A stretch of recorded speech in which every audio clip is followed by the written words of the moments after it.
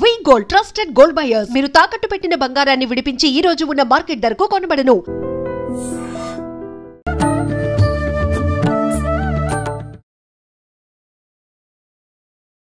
నమస్కారం, welcome to I dream. ధర్మ మార్గం విత్ విజిత కార్యక్రమానికి స్వాగతం. ప్రస్తుతం మనతో పాటు ఉన్నారు ప్రముఖ ఆధ్యాత్మికవేత్త మాడుగుల శివప్రసాద్ గారు. ఇప్పుడు గురువు గారితో మాట్లాడి మరిన్ని విషయాలు తెలుసుకుందాం. నమస్కారం గురువుగారు.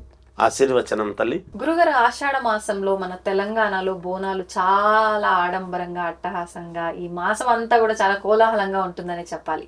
అంటే ఇది ప్రాంతీయ ఆచారమా లేకపోతే ఏంటో తెలియదు కానీ ఎక్కువగా తెలంగాణ ప్రాంతంలోనే బాగా హడావిడి చేస్తూ ఉంటారు, నెలంతా చేస్తూ ఉంటారు. మిగతా ఏ పండుగలు చూసుకున్నా మనకు నవరాత్రులైనా 9 రోజులే ఉంటాయి, ఏ పండుగ అయినా 1 రోజు 2 రోజులే.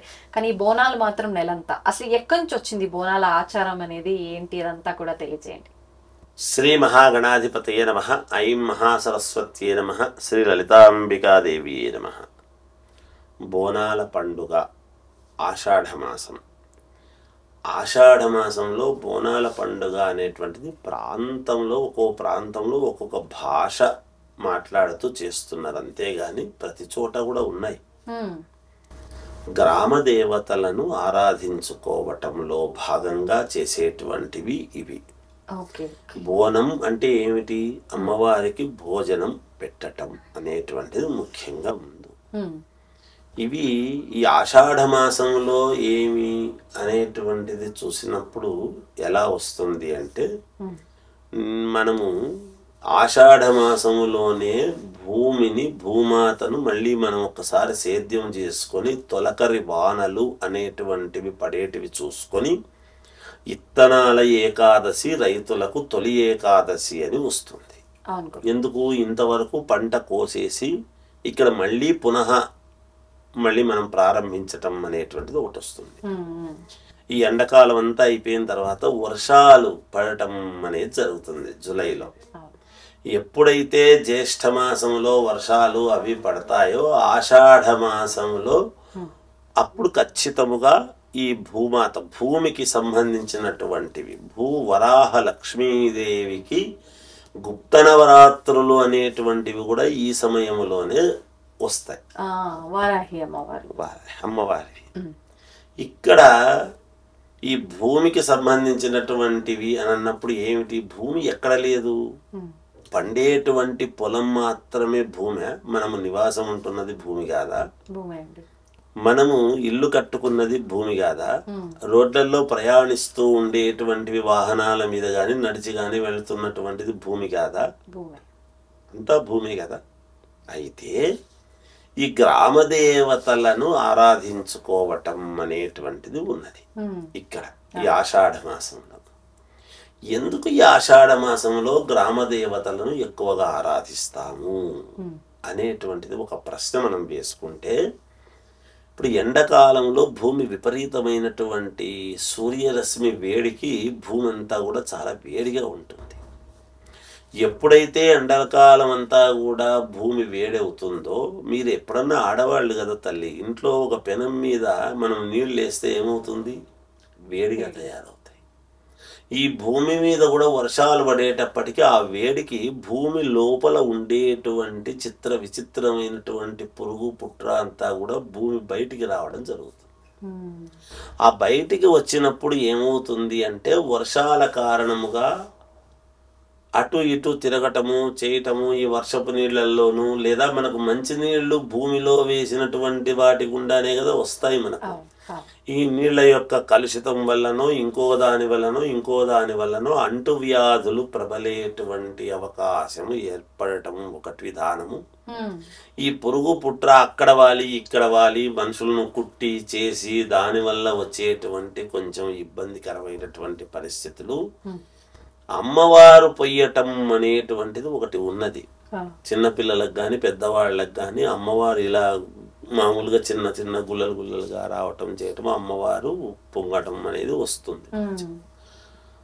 అలా చూపించేటువంటి విధానాలు ఉన్నాయి గతంలో. అందువలన అమ్మవారి యొక్క అనుగ్రహము గ్రామము మీద, ఒక గ్రామములో ఏదైనా ఒకరికి వచ్చింది అంటే అందరికీ రావడం మొదలయ్యేది. అలాంటివి రాకుండా ఆరోగ్యపరంగా బాగుండటము కోసము గ్రామ సంరక్షణ కోసము గ్రామ దేవతలను పూజించుకోవటం అనేటువంటిది ఆచారముగా వస్తున్నది.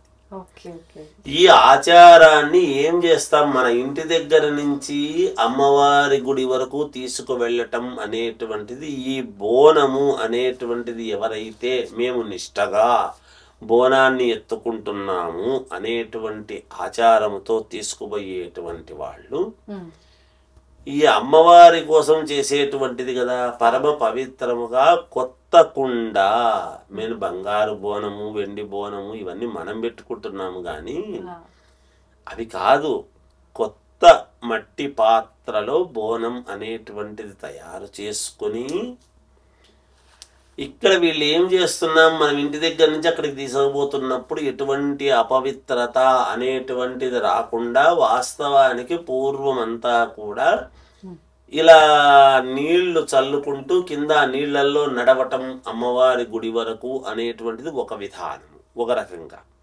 ఇంకొక రకంగా ఈ తప్పెటలు తాళాలు వాళ్ళు వీళ్ళు మరి అందరు సంతోషంగా కదా గ్రామం అంతా కలిసి చేసుకునేటువంటివి కదా. ఇంట్లో గ్రామ పెద్దలు ఎవరైతే ఉన్నారో వాళ్ళు వస్తున్నారు అనేటప్పటికీ వాళ్ళు బోనం అందరూ తీసుకొస్తున్నారంటే వాళ్ళు అందరూ కలిసి తలా బోనం ఎత్తుకునేసి దాంట్లో ప్రముఖులు ఎవరో ముందు ఉండి లేదు ఇలా పూలు చల్లుకుంటూ పిలిచకపోవటమా చేయటమా లేకపోతే నీళ్లు పోసుకుంటూ నడుచుకుంటూ వెళ్ళటమా ఇలాంటి దీంతో వెళుతూ ఉన్నప్పుడు ఇంకా కొంతమంది ఈ పులివేషాలు అవి పోతరాజు అని ఉంటారు. ఈ పోతరాజు ఎవరు అనేటువంటిది వచ్చేటప్పటికీ ఈ బోనం ఎవరైతే ఎత్తుకొని వెళ్తూ ఉన్నారో వాళ్ళ యొక్క వెనక ముందు పుట్టినటువంటి వాళ్ళు ముందు అంటే ఇక్కడ మనకు ఏం ఆచారం చెప్తున్నాం, మనం రాఖీ పండగ నాడు వస్తేనే అన్నకు రాఖీ కట్టడము తమ్ముడికి రాఖీ కట్టడము కాదు. ఏ పండుగ వచ్చినా ఏది ఉండినా తోడబుట్టినటువంటి వాళ్ళు ముందు ఉండాలి నడవాలి అనేటువంటి భావనతో తీసుకువెళుతూ ఉండేటువంటి విధానం. అలా చేసుకుంటూ వెళుతూ ఉన్నప్పుడు బోనం అనేది కూడా ఇంకా చేయాల్సింది ఏమిటి అంటే చాలా మంది కొన్ని అవి పాటించడం లేదు.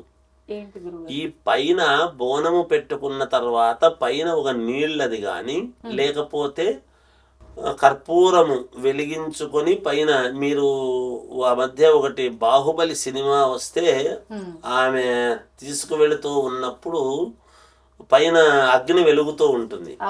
ఈ అగ్ని వెలగడం అనేటువంటిది ఎందుకు పైన వెలిగే తీసుకువెళుతున్నారు అంటే పైన పశుపక్ష్యాదులు ఎప్పుడైతే ఎగురుతూ ఉంటాయో ఇది మలిన అపవిత్రమవుతుంది తీసుకువెళ్ళేటువంటి బోనం.